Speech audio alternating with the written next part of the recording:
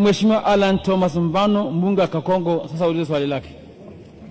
Je, serikali ina mpango gani wa kuhakikisha wakulima wa zao la muhogo Kakonko wanapata soko la uhakika na masoko yake lipate majibu ya serikali? Asante. Mheshimiwa Naibu Waziri, majibu. Asante sana Mheshimiwa Naibu Spika.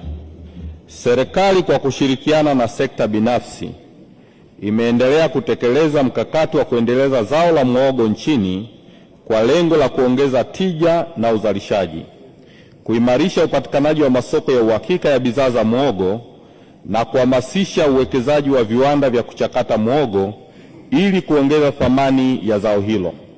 Moja ya eneo la kimkakati katika kuendeleza muhogo ni halmashauri za wilaya ya Kakonko na Kibondo mkoani Kigoma. Mheshimiwa Naibu Spika, serikali katika mwaka 2025-26 imetenga fedha kwa ajili ya kujenga miundombinu ya masoko, kukaushia, kuchakata na kuhifadhi muhogo katika halmashauri ya Kakonko.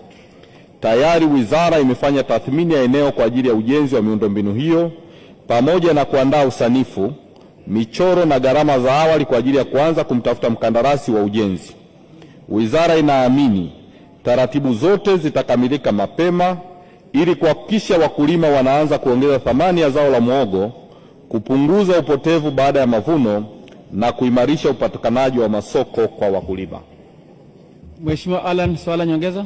Nashukuru sana Mheshimiwa Naibu Spika kwa kunipa nafasi. Kwanza kabisa nipongeze na nishukuru sana kwa majibu mazuri ya serikali. Na kwa taarifa, mkoa wa Kigoma umekuwa ukizalisha zaidi ya tani milioni 1 za muhogo kwa mwaka. Wilaya ya Kakonko imekuwa ikizalisha zaidi ya tani 184,084 na wilaya ya Kibondo mathalan zaidi ya tani 174,074. Swali langu la kwanza la nyongeza, je, Wizara ya Kilimo ina mpango gani wa kushirikiana na Wizara ya Viwanda na Biashara ili kupanua wigo wa masoko ya zao hili la muhogo ndani ya wilaya ya Kakonko na mkoa wa Kigoma? Swali la pili, kwa kuwa bei ya zao la muhogo ilianguka sana kutoka kuuzwa shilingi 800 hadi 1000 kwa kila kilo moja kwenda kuuzwa shilingi 150 hadi shilingi 200, je, serikali ina mpango gani wa kuwanusuru wananchi wakulima wa zao la muhogo ambao hadi sasa wameshindwa kuvuna zao hilo kwa sababu hata wakivuna hawawezi kuuza kwa bei iliyoko sokoni? Nakushukuru sana Mheshimiwa. Asante Mheshimiwa Naibu Waziri, majibu. Asante sana Mheshimiwa Naibu Spika.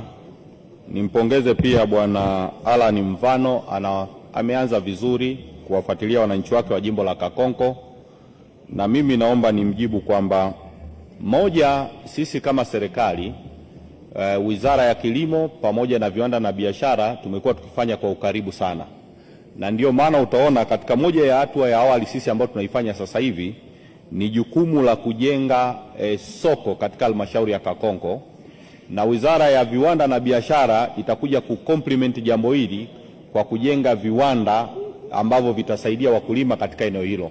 Kwa huo ni mpango ambao upo na ni endelevu kwa muda wote. Lakini kuhusu mpango wa serikali baada ya bei kushuka, mpango wa serikali ndio huo ambao tumeainisha kwamba kwa nini tunajenga soko. Lengo ni kuhakikisha kwanza, moja, tunaongeza thamani. Ndio maana utaona tumeainisha hapa kwamba tunataka wananchi waongeze tija kwa kuchakata yale mazao yao yaweze kudumu kwa muda mrefu, ambao tunaamini kwamba ukisha kausha muhogo badala ya kuuza katika bei ya chini unaweza ukakaa kwa muda mrefu na ukapata bei ambayo ni nzuri. Kwa hiyo sisi kama serikali jambo hili tunalifahamu na tunalifanyia kazi kwa ukaribu kabisa.